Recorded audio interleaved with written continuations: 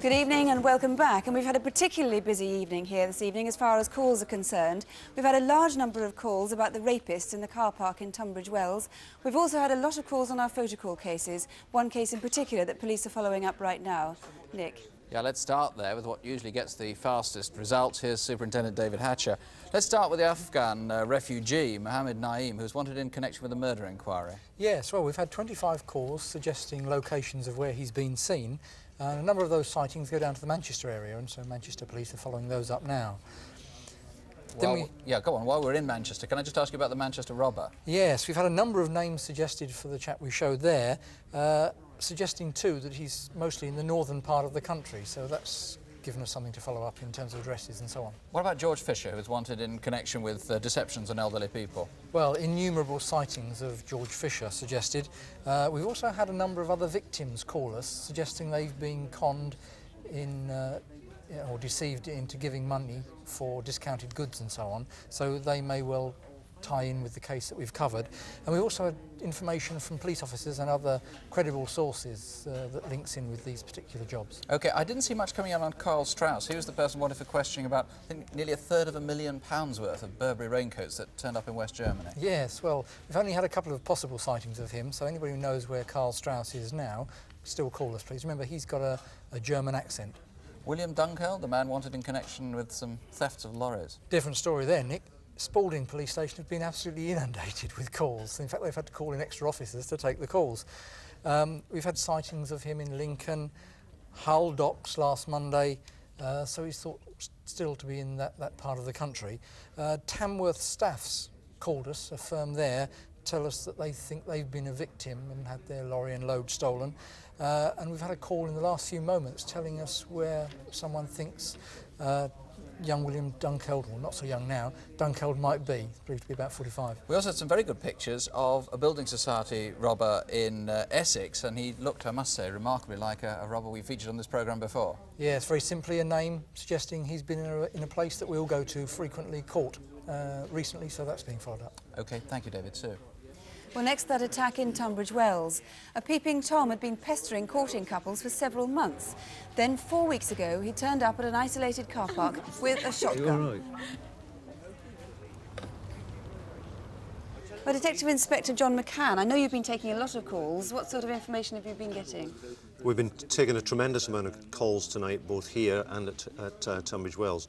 In the main, these calls have been connected with these black ties, and they have in fact given us a few more uses for them that we weren't aware of, such as in farming, forestry and in hospitals, and we're following these up. Right. And many other sightings of peeping Toms in that area?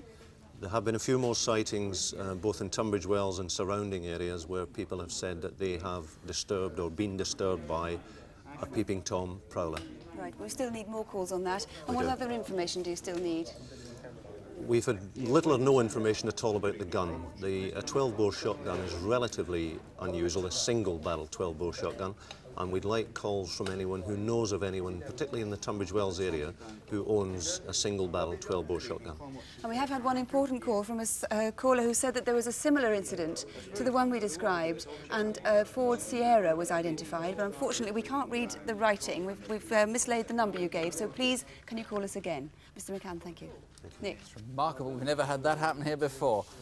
Next, the murder of the estate agent in Stoke Newington. On Sunday, the 11th of December, Lionel Webb went to his office to do some work. He seemed to be worried about money. 2,000 to this person, 20,000 to that person. Come on, how am I going to pay that? Later that afternoon, his body was discovered in his office. He'd been shot dead. I had at least one call saying that my pronunciation of the road, Evering Road, was wrong. It's Evering Road. We've had much more substantial information than that there. Yes, that's right. We've had a good response, but unfortunately, a lot of the people who rang in remain anonymous. This is understandable, like the person who rang regarding Leicester. Now, the person who rang about this knows something, because Leicester is involved in the inquiry. I understand that these people must be concerned because it's drugs and they may be in fear of their own lives.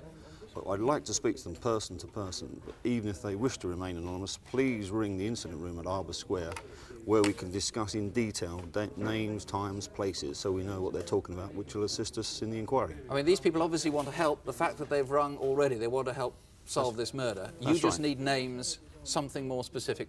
They obviously know something more specific. Now, I gather you've had possibly some success in tracing what might be a crucial witness. Somebody saw a girl perhaps aged around 10 around the area of Evering Road around the time of the shooting. That's right. A lady is rung, and it may well be her daughter that was there at the time, and we will check this out tomorrow. OK, Bill Cutts, thank you. Sue? Yes, or whichever you feel. Well, now to the raid on a jeweller's shop in Middlesbrough. 2 men leapt from a car in Linthorpe Road on Thursday the 9th of February.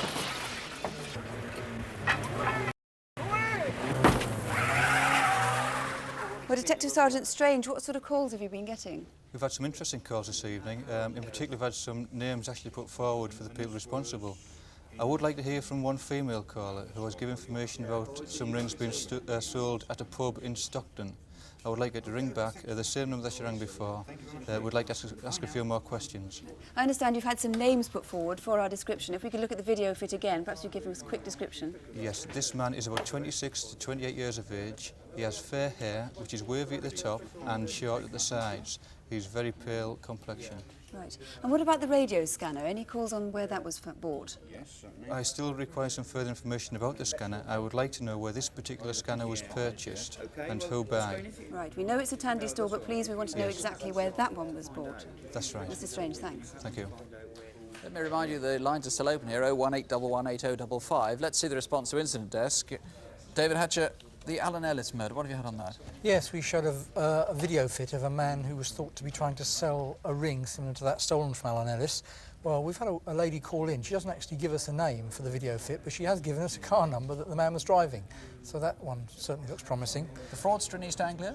Yes, we've had a number of sightings of the vehicles that the man was thought to be using. We've got a name of a man in Great Yarmouth that's being checked out now. A Leicestershire lady has called and said this man lived with her 4 years ago, so that's being followed up. And we've got a business in Preston in Lancashire that may well be connected with yet another fraud in the series. There was that very unpleasant robbery, or at least theft, of two lorry loads of cargo in Bristol. People were tied up and locked in car boots. What happened about that? Not too many calls on that directly, but we have had a lot of calls suggesting where electronic property, hi-fis, videos and things could be for sale. And Crimewatch often solves other crimes that we haven't featured on the programme. This could be just one of those cases. What about the Hampshire rape? Well, we've had 6 suggested names for who that rapist might be. 15 calls to the local police station at Fleet in Hampshire. And we've had a lady call again saying she knows a guy called Steve in Ashford in Middlesex, and we'd like that lady to call back because we think she may have more information to help us. Very quickly, David, the children's cars, a surprising number of calls on that. There certainly were. We've had a lot of calls about adverts for the cars for sale, but we've had one man call and say he's bought 3 of them. One of them's in his garage now, paid £800 each for them, and he knows where the other 2 are. So we're checking that one out. Thank you. Sue? Well, that's it for this month, except, of course, to say that we'll be back here in this studio tomorrow morning at 11:30 to bring you more news on Open Air. The lines to the studio are closing shortly at midnight, but there'll be a list of the local numbers on our screens in a moment, and if you're in doubt, you can just call your local police.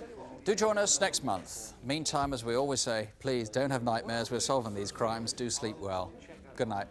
Good night.